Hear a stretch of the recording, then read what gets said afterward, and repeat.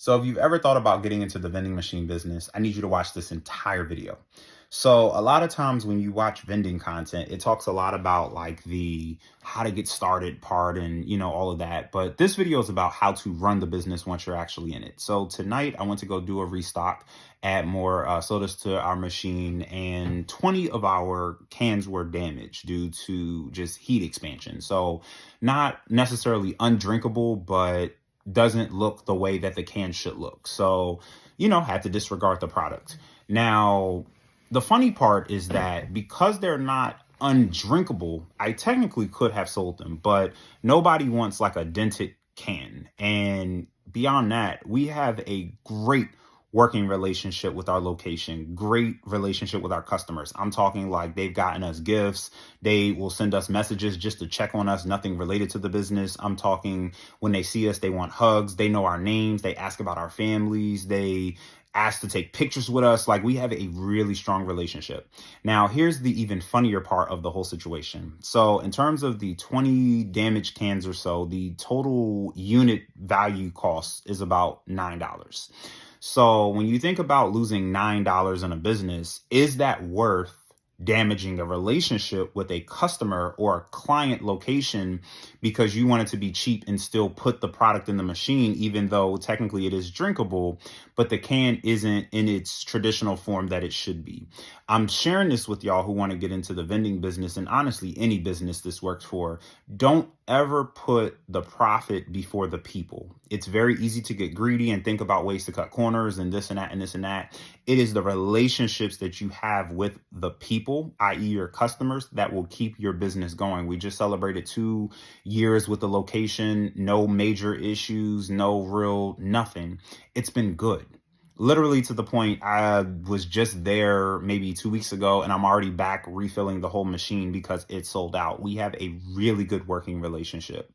And, I think of so many people who wouldn't want it to have lost the $9. They would have tried to sell the dented can just to make the profit. But it's like, would you really give up a good relationship to make $9? Or do you respect your customer enough to do it the right way and not put those products in the machine and keep that relationship going over the length of time? So, as a vending machine owner, it would be irresponsible of me to always make content about like how to get started and not talk to you about life after you're already in the industry. Like I said, I haven't really seen a whole bunch of videos that speak on this topic, but that's just something really important to me that I wanted to share with y'all tonight. And again, whether we're talking about vending machines, being an author, owning a brick and mortar store, selling clothes, whatever those things are, do not get so caught up in making money that you screw people over to get that money. You're doing weird things behind the scenes to get the money.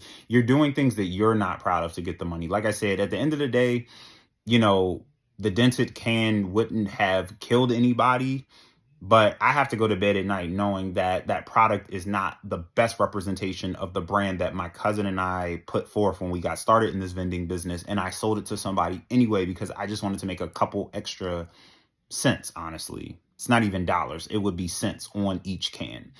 The vending business is very beautiful. It gives you an opportunity to do some things, but let's be honest, it's not necessarily life-changing money off of one vending machine. So we're not talking about from this, I'm buying a house in all cash, or from this, I am about to retire in my early 30s. It's good money to be able to just do some extra things. Like if I wanted to take a trip, I could. If I wanted to pay a car note or something like that, it gives you that money to be extra functional. But when you think about the overall projection of your business, the ability for us to make 30 years, 40 years, 50 years, however long we want this to go on, is going to be based on how we're treating people right now. So for those of you who are just getting started in the vending machine industry, please remember that when you get started, it is your people that will carry your business along the way. It's not your product and it's not your profit. It's the people. Without those customers who support us literally every day, somebody be putting $20 bills in that machine for us, we wouldn't have this. So I'm going to wrap up by telling you one of my favorite scriptures for those of you who are believers. Luke 16:10, and I'm sorry if I'm paraphrasing because I don't have it in front of me, but it says, "He who can be trusted with very little can be trusted with very much, and he who is dishonest about very little will be dishonest about a lot." So I say all that to say, don't cut corners early on in your business. Don't even cut corners later on in your business, but especially when you're getting started, go about things the right way. If you owe money, pay it to the people. If you have products, make sure it's good quality. If you tell somebody you're going to follow up, make sure that you do those things. That is how you're going to see longevity in whatever you're doing. Not how good you are, now how good you look, but how well you treat people and how you do your dealings. I hope this helps. Have a good night.